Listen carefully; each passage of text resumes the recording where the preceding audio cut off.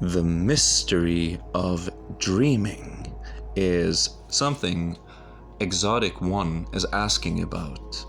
Good day, sir. I was watching My Neighbor Totoro, an anime for kids, the other day, and wasn't expecting much.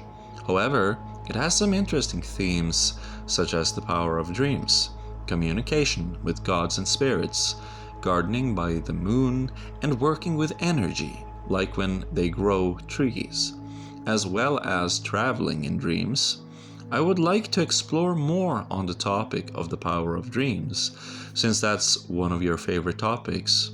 Yes, it is. And looking forward to your long meditation videos too. What you're currently seeing is the blood vein configuration of the throat chakra in Tumo breathing, and it is represented as blood veins. These are spokes on a wheel, and it's also represented symbolically as a lotus, and it has kind of like smoky purple petals, so kind of like a nightshade, such as belladonna nightshade. Yeah, so it's kind of like this would be, I guess, Vishuddhi, it would be called in the Indian systems.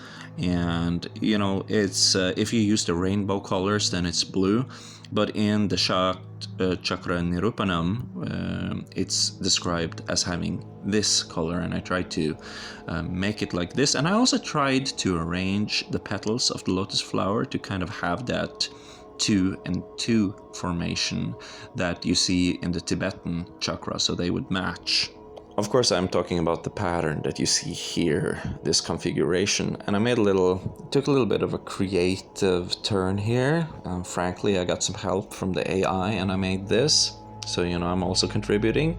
And now if you look at it, it's going to begin to spin as you look at it, so you get that chakra spinning. Now I'm developing these resources for a reason, and that's that we handle this topic, because it's not getting the attention it deserves. It's being handled like a kind of banality, and I consider that a major locker on the potential to actually do it, to get somewhere with anything, be it yoga or Buddhism or Gnosticism, Sufism, Kabbalah. You need to kind of get in there and look at it. It's like when you were young, they said, that was just a dream. Now it's like, wait, something's going on here. Stop. What is that? What is it? And that is something that is sorely lacking. But we are going to need time. I need to think about it. I need to put it in some kind of system to organize it in my mind. And frankly, I've not come that far. What needs to be done before I tackle this subject is that I need to look at my own experiences, make some conclusions that are kind of good enough. They don't have to be true necessarily, and I will say that this may not be true, but it's kind of good enough. And then kind of give some exercises and talk about it in a way that's enthusiastic, because that's what your dreams react to, right? What was important to you during the day. Maybe we could talk about movies. I think especially Inception, that was what got me kind of the idea of going deeper, just becoming lucid in a dream, just to go deeper. And what is at the bottom? Maybe there's something really cool down there, and there's also this movie called Waking Life that is very special, very interesting, very complex movie. It's one of those movies that you need to have a notebook and be willing to pause the video player very often in order to truly get the full benefit of. And that's something, if I did it and I took the notes and I presented it, I would be giving people something that has some value in it, instead of just like clout chasing. Hey, give me attention, give me likes. There is definitely a transition into mystical states via dreams, and you will see phenomena occur And it's this thing, you know, with tunnels of light and Joe Rogan talking about DMT. It's the exact same thing. Like, oh my God, I was suddenly in a different place, and there were kind of people there, you know, or entities or something, and I could talk with them, and they would give answers.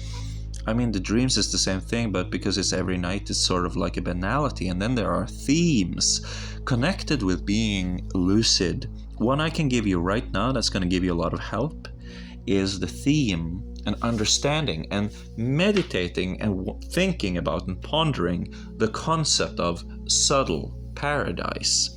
So there are many horror movies that are like, he thought he was going to his job, but actually he was in hell. Da, da, da. You know, subtle paradise is the opposite spectrum end of that, which is when you're in a dream and you look around and you're somewhere new and exciting. It's a nice temperature. Everything looks so nice. And you're looking at it like, wow.